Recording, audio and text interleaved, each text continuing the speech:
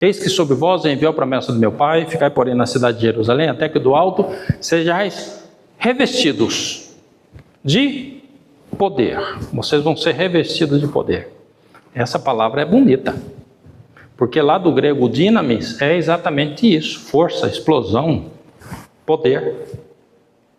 Mas quando a gente vai verificar esse termo nas Escrituras, esse termo ele está intimamente relacionado à capacidade sobrenatural de testemunhar.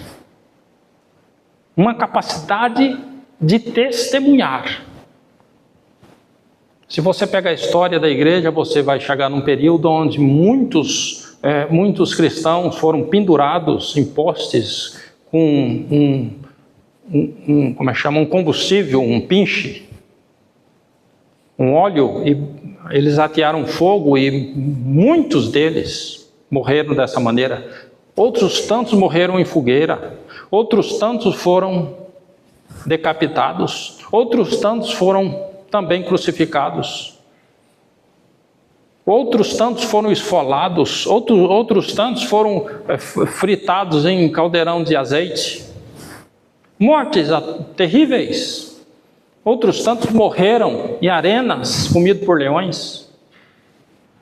Então, um indivíduo desse, numa situação dessa, precisa dar o testemunho, e o testemunho aí precisa de um revestimento de poder. Senão o indivíduo não aguenta.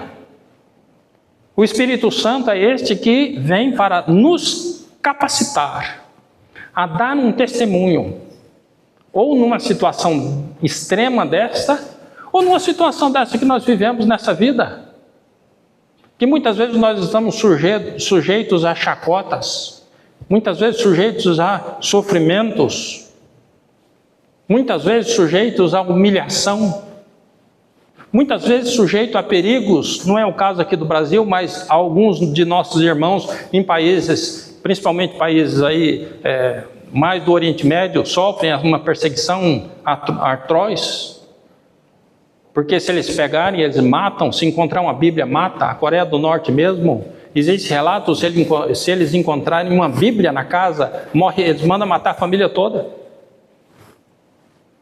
Então existe país no nosso planeta que persegue de maneira muito contumaz o cristão. E aí precisa haver esta capacidade que foi concedida para que nós possamos testemunhar. Por isso que a gente, quando vai ver nas Escrituras, essa ideia de ser cheio do Espírito Santo, ou estar cheio do Espírito Santo, você pega a igreja os nascidos, os regenerados pelo poder da graça de Deus, todos são filhos de Deus.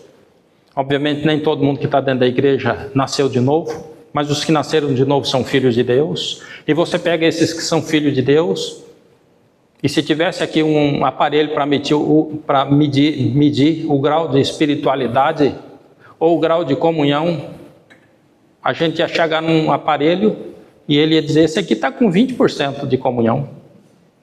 Aí ia fazer a medição do outro e dizer: esse aqui está com 80% de comunhão com o Pai. Aí ia chegar no outro e dizer: esse aqui só tem 2% de comunhão. Porque tem alguns que estão cheios do Espírito Santo, tem alguns que oram ao Senhor e o buscam, tem alguns que dedicam ao Senhor e creem com veemência. E eu tenho a impressão que geralmente esse aparelho mediria uma comunhão maior naqueles indivíduos que estão passando por aflições, tribulações, sofrimentos. Porque o cristão, quando ele está passando numa situação dessa, aí ele vai diante do Senhor e ele vai conhecer uma dimensão de oração que ele até então não conhecia.